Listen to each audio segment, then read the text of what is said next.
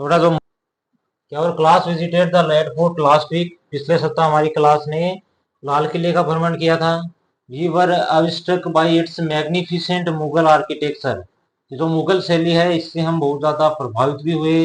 And intricate carvings, जो वहां पर जो कर्विंग हुए थे उससे भी हम प्रभावित हुए।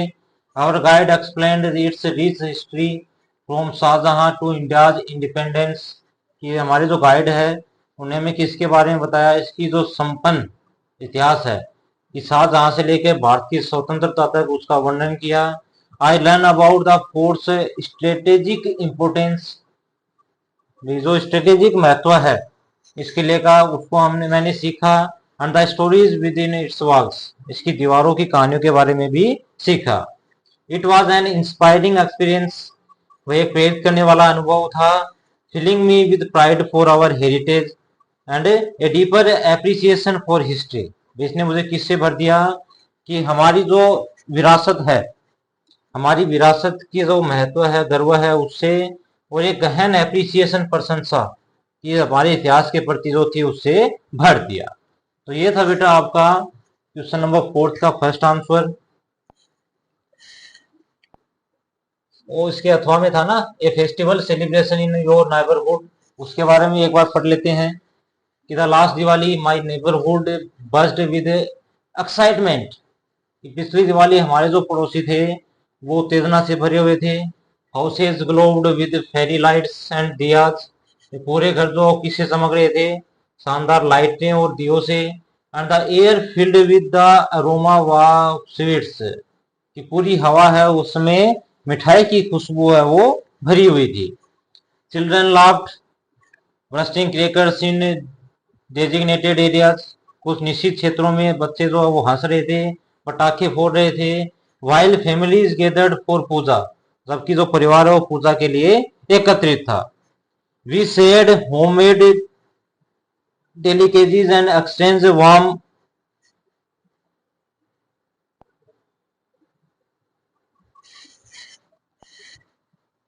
कि we shared homemade delicacies and exchange warm wishes.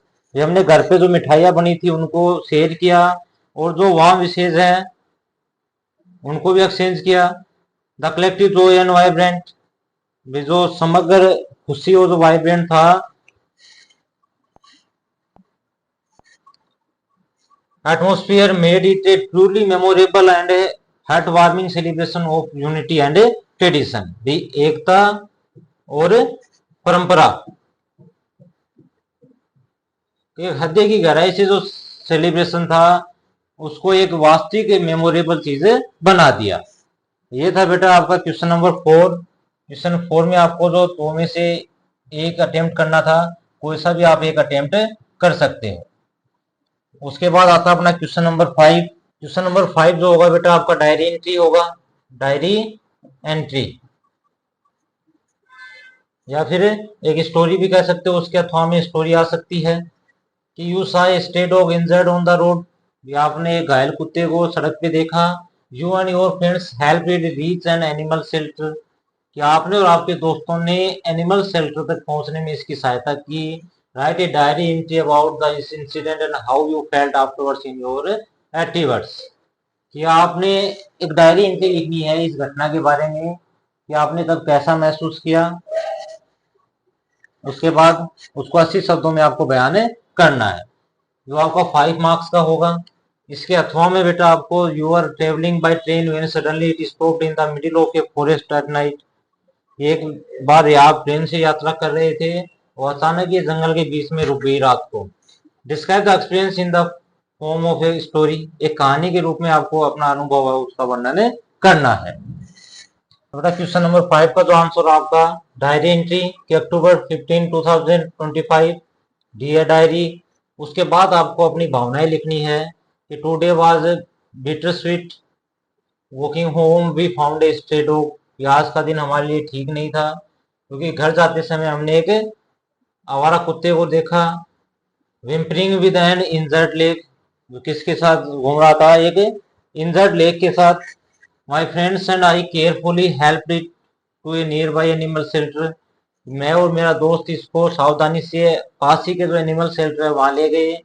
The relief on its face when it was safe was immense, कि जो इसके चेहरे पर भाव था वो सुरक्षित हो गया था अब, यानी राहत की बात थी, तो वो एक गहन था। I felt a mix of sadness for its suffering and immense satisfaction knowing we made a difference. It taught me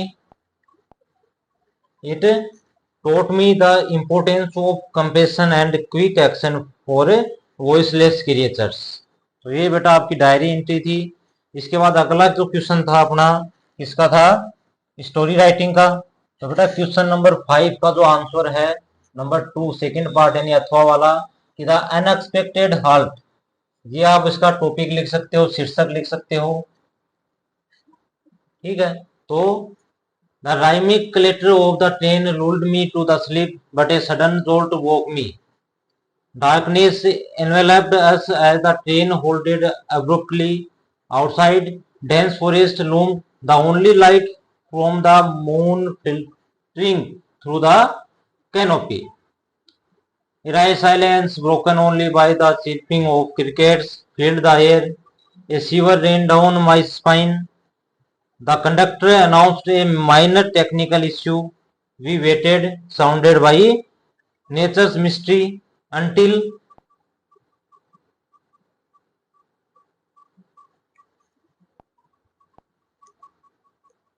the engine roared back to life, resuming our journey through the silent watchful woods. ये बेटा आपका question number 5 है, उसका answer हो जाएगा।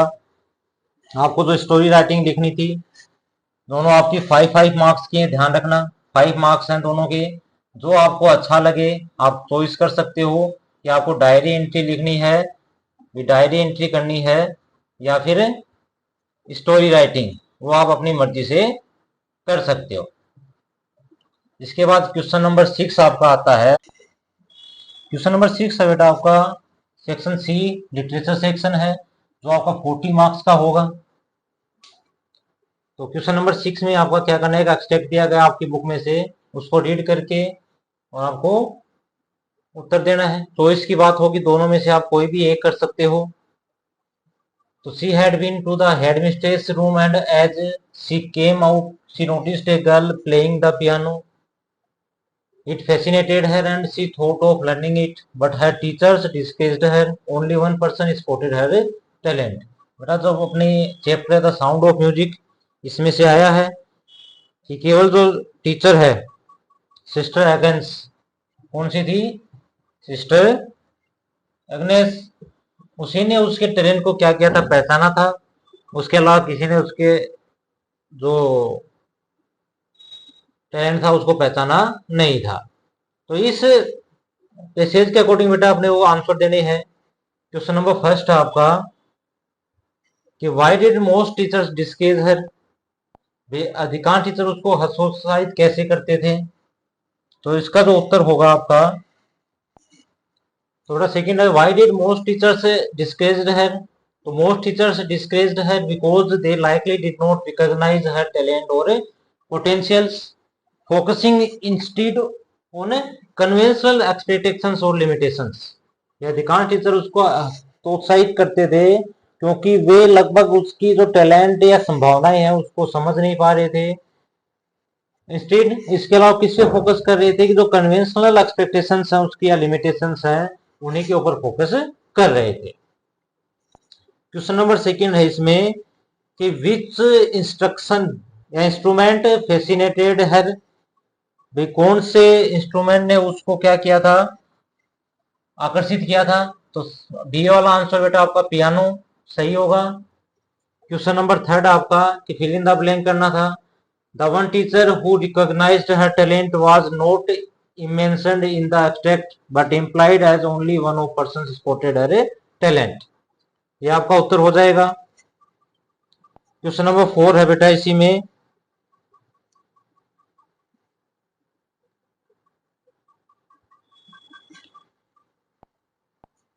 कि how did this teachers guideline या guidance help her overcome her difficulty.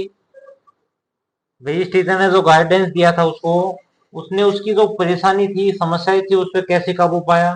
The extract states that only one person spotted है टैलेंट।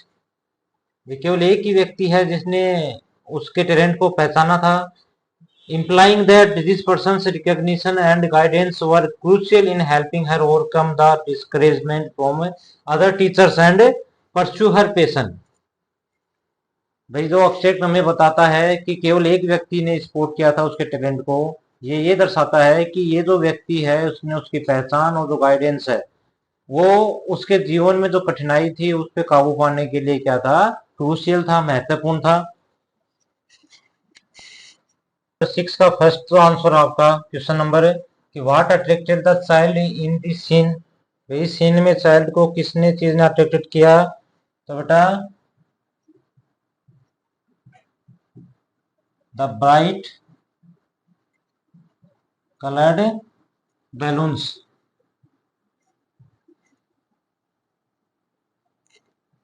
ये आपका आंसर हो जाएगा इसका, कि जो ब्राइट कलर्ड बैलून्स है उन्होंने उसको आकर्षित किया था। नंबर 2 है the balloons in the passage were, कैसे थे, कलरफुल थे। सेकेंड आंसर आपका सही है। फिर आता है बेटा question number 3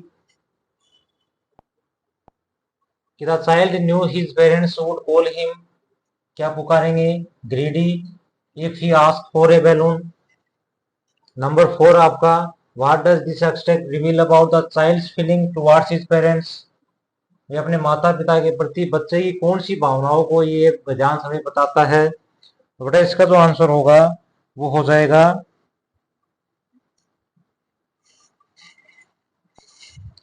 this extract reveals that the child understood and anticipated his parents' reactions, showing a sense of fear or apprehension about their disapproval if he were to ask for something they might refuse। ये क्या बताता है कि वो बच्चा है उसकी जो समझ है, पूर्वाग्रह है पेरेंट्स के रिएक्शन के प्रति, वो एक डर और अप्रिसिएशन दर्शाता है कि वो कैसे उसको मना कर देंगे अगर वो किसी चीज के बारे में अगर पूछते हैं। बाद बेटा क्वेश्चन नंबर 7 आपका जो है वो वैसे एक्सेप्ट आएगा, आपकी पोइम में से आएगा और कितने मार्क्स का होगा, 5 मार्क्स के होंगे। यहाँ भी आपको चॉइस मिलेगी जिसमें से आपको एक करना है। पहला अपना कि two roads diverge in a yellow wood and sorry I could not travel both and we one travel long I stood and looked down one as far as I could to where it went in the undergrowth। अपनी जो poem है the road not taken से लिया गया है। तो इसके बेटा क्वेश्चंस देखते हैं। क्वेश्चन नंबर फर्स्ट है what dilemma does the poet face in the stanza. Question number first क्या आता है आपका कि कौन सा डिलेमा जो है पोएट इस स्टेंजा में फील करता है। तो बेटा आप लिख सकते हो कि the poet faces the dilemma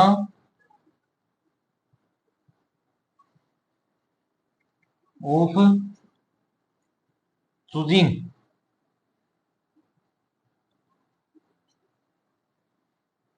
between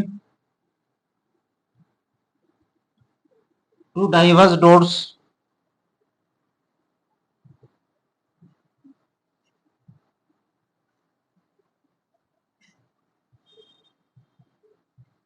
in a yellow would. ये जो डिलेमा था वो पोइट फील करता है। क्वेश्चन नंबर सेकंड है आपका कि the yellow wood refers to. Yellow wood का मतलब क्या होता है कि फॉरेस्ट इन ऑटम, बसंत में एक जंगल, उस टाइम पत्तियों का कलर कैसा हो जाता है, येलो। क्वेश्चन नंबर 3 है आपका कि fill in the blank the poet looked down the road to where it. तो बेटा लास्ट लाइन थी it bent in the undergrowth.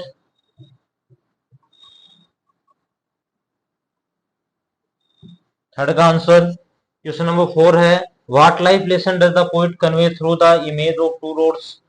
ये कौन सा जो जीवन रूपी सबक है वो कवि इस जो इमेज है टू रोड्स की उससे कन्वर्ट करना चाहता है। तो the poet conveys the life lesson that individuals often face choices in life. कवि बताना चाहता है कि प्रत्येक व्यक्ति जो है अपने जीवन में क्या करता है, चॉइस है उसका सामना करता है। And the decision of which path to take can have significant and lasting consequences requiring careful consideration. सावधानी पूर्ण समझ के साथ है कि उसके जो परिणाम होंगे और जो महत्व है उसी के अकॉर्डिंग उसको डिस्कस करना है कि उसे कौन सा रास्ता लेना चाहिए। इसी के अथवा में बेटा और में है कि when the humid shadows hover over all the stray shepherds and the melancholy darkness gently weeps in rainy tears, what a bliss to place the pillow of a cottage chamber bed and lie listening to the patter of the soft rain और है। इसके जो question है वो हम देखेंगे अपनी कौन सी पोएम है, रेन ऑन द रूफ से लिया गया है। पहला क्वेश्चन है बेटा आपका कि what do the humid shadows, humid shadows है वो स्टेंजा में किसको रेफर करते हैं।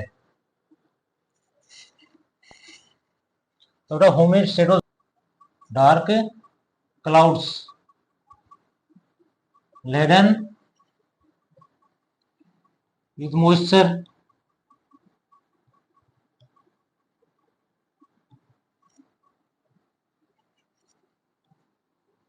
which bring the rain। तो humid shadows dark clouds laden with moisture which bring the rain हो जाएगा। क्वेश्चन नंबर 2 है the phrase melancholy darkness creates a mood of. तो बेटा melancholy darkness sadness, B option सही है आपका। Question number 3 fill in the blank कि the poet listens to the, किसको सुनता है। तो बेटा वो आया था petro of the soft rain, बारिश की जो बूंदे हैं उनकी पटर पटर को सुनता है। तो पेट्रो आपका सही आंसर। क्वेश्चन नंबर 4 है how does the poet describe the smoothing effect of the rain in these lines. तो इसका जो आंसर है बेटा आपका कि the poet describe the soothing effect of rain by mentioning the bliss to press the pillow of a cottage chamber bed and lie listening to the patter of the soft rain overhead. This imagery conveys a sense of comfort, peace and relaxation derived from the sound of rain while laying in a bed। तो ये बेटा आपका question number 4 का answer हो जाएगा। इसके बाद चलते हैं बेटा क्वेश्चन नंबर 8 पे कि answer any 4 of the following 5 questions in about 40 to 50 words each. नीचे आपको 5 क्वेश्चंस दिए गए हैं जिनमें से आपको अटेम्प्ट करने हैं 4, प्रत्येक क्वेश्चन 3 नंबर का होगा यानी टोटल आपके 12 मार्क्स का है। पहला क्वेश्चन है कि how did Evelyn Glennie learn to sense sound without hearing. अपने जो चैप्टर है द साउंड ऑफ म्यूजिक उसमें से लिया गया है। तो इसका जो आंसर होगा Glennie learn to sense soundly by feeling its vibrations through her body. अपने बॉडी के जो वाइब्रेशन थे उनके द्वारा वो सीखती है। She would remove her shoes on a wooden platform to feel the vibrations to her feet and legs। एक लकड़ी के प्लेटफॉर्म पे वो अपने जूते उतार देती है ताकि वो अपने पैरों से क्या कर सके, वाइब्रेशन को फील कर सके। She also learned to differentiate sounds by feeling them in different parts of her body, as such as the upper part of her body for higher notes and the lower parts for lower notes। कि जो निचले part हैं body के उनसे वो lower जो आपके notes हैं उनको सुनती है और हायर पार्ट्स जो हैं वो हायर नोट्स के लिए उपयोगी है। क्वेश्चन नंबर 2 है बेटा इसी में कि how does the story highlight the difference between mechanical teaching and traditional schooling the fun they had. ये अपना जो चैप्टर है first the fun they had उसमें बताया पूछा गया है कि जो तकनीकी टीचिंग है और जो परंपरागत स्कूलिंग है उसमें किस अंतर को अपनी जो कहानी है वो हाईलाइट करती है, बताती है। तो the fun they had highlights the difference by contrasting the mechanical teacher which delivers lessons impersonally and adjusts to individual needs but lacks human interaction। जो मैकेनिकल टीचर है उसमें ह्यूमन जो इंटरेक्शंस है उनकी कमी है, जबकि with traditional schooling which involve human teachers classmates and A shared learning experience in a physical school building fostering school education and a sense of community, इसमें सेंस ऑफ कम्युनिटी भी आप add कर सकते हो। ये आपका क्वेश्चन नंबर सेकंड का answer. भाई जो तकनीकी टीचर है वो उसमें ह्यूमन इंटरेक्शन की कमी होती है, जबकि परंपरागत जो स्कूलिंग है उसमें आपको टीचर है वो फेस टू फेस आपसे कन्वर्सेशन करेगा, आपको दोस्त भी मिलेंगे, और यहाँ की जो फिजिकल स्कूल्स है, बिल्डिंग है, वो आपको दिखेंगी, जो आपको मैकेनिकल टीचर वाले में नहीं दिखती है। बेटा क्वेश्चन नंबर 3 है उसी में कि how does Keziah's attitude towards her father change in the end, कि केजिया का जो एटीट्यूड था अपने पिता के प्रति वो कहानी के अंत में कैसे परिवर्तित हो जाता है। अपने जो चैप्टर था लिटिल गर्ल से लिया गया है। Initially Kezia feared her father, starting में केजिया अपने पिता से डरती थी। Pursuing him as a grand figure who only gave orders and punished है, केवल क्या मानती थी, एक विशाल आकृति है जो केवल उसको ऑर्डर देते हैं, उसको सजा देते हैं। हाउएवर तथापि टुवर्ड्स द एंड, अंत तक, after her mother was hospitalised and her father comfort her during a nightmare, she began to understand his love and care, realising कि how he worked hard and was not always available, leading to a change in her attitude from fear to understanding and affection with source, कि अंत में जब उसकी माँ जो hospitalise हो गई और एक जो भयानक रात को उसके पिता ने जो उसको कंफर्ट दिया था, तो वो समझ जाती है कि जो प्रेम और केयर उसके पिता करते हैं वो हमेशा से नहीं हो सकता, क्योंकि वो अवेलेबल नहीं होते, काम पे जाते हैं।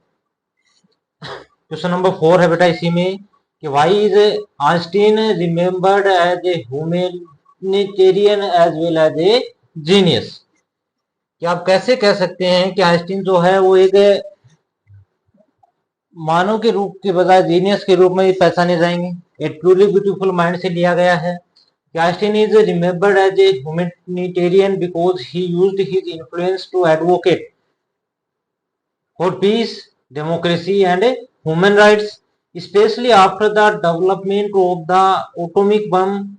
He was a vocal proponent of disarmament and global peace, demonstrating a deep concern for humanity beyond his scientific। ये आपका बेटा क्वेश्चन नंबर 4 का आंसर हो जाएगा। क्वेश्चन नंबर 5 है बेटा कि why does the doctor in the story call himself foolish and stupid, the snake and the mirror से लिया गया है।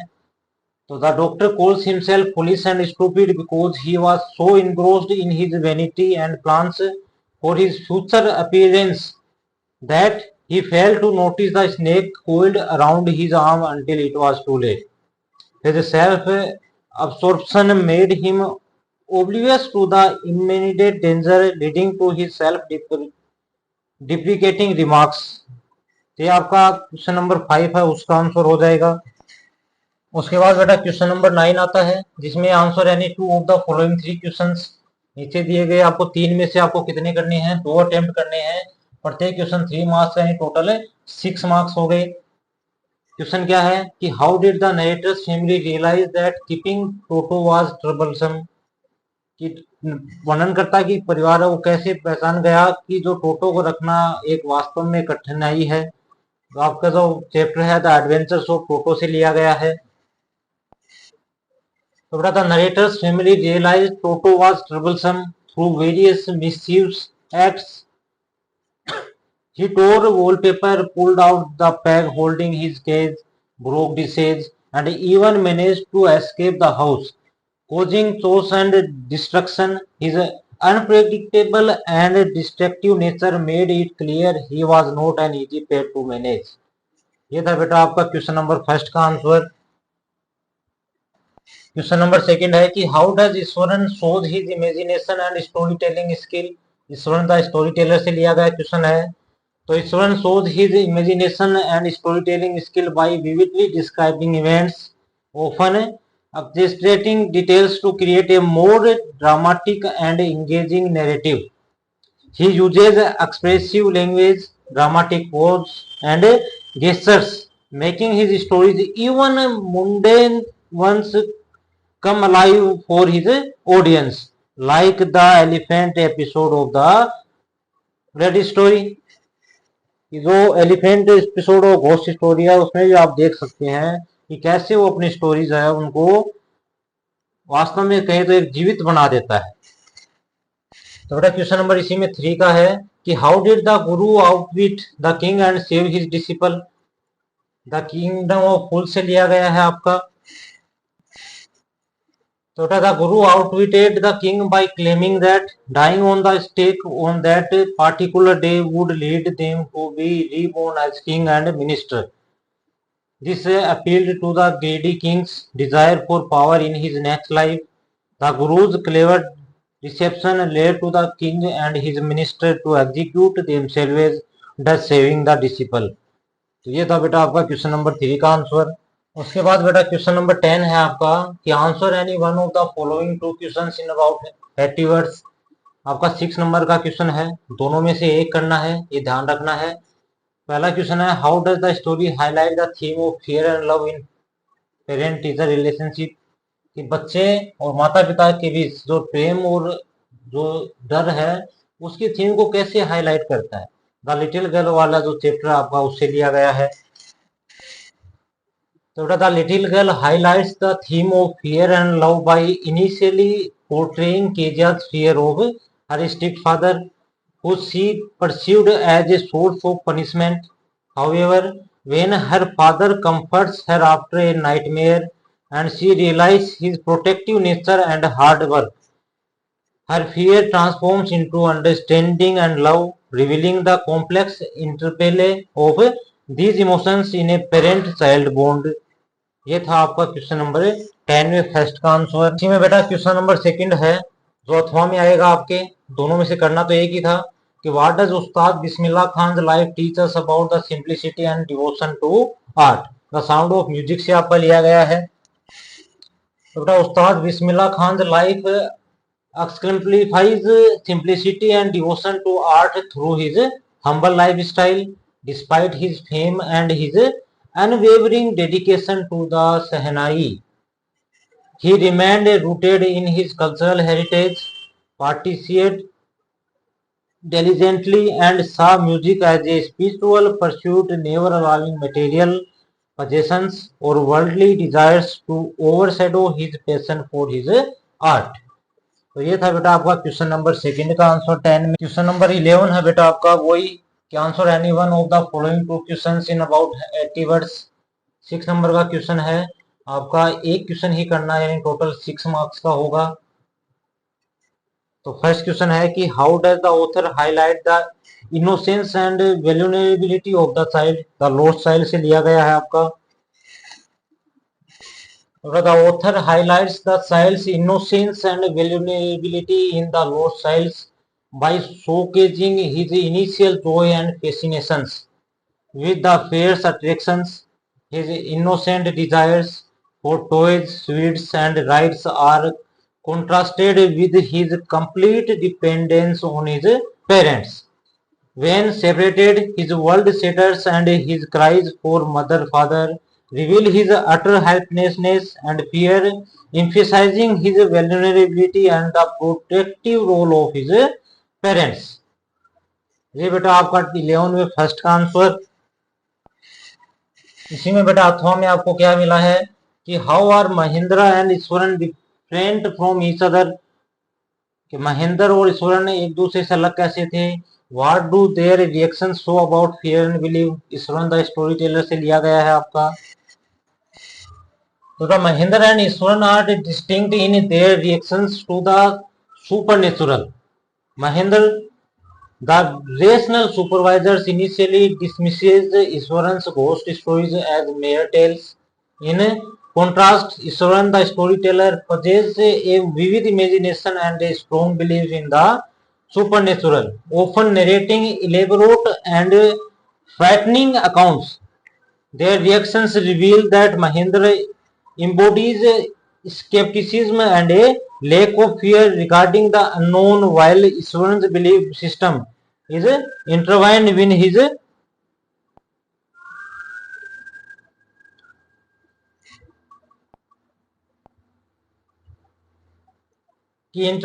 his storytelling, where fear and awe are central to his narratives.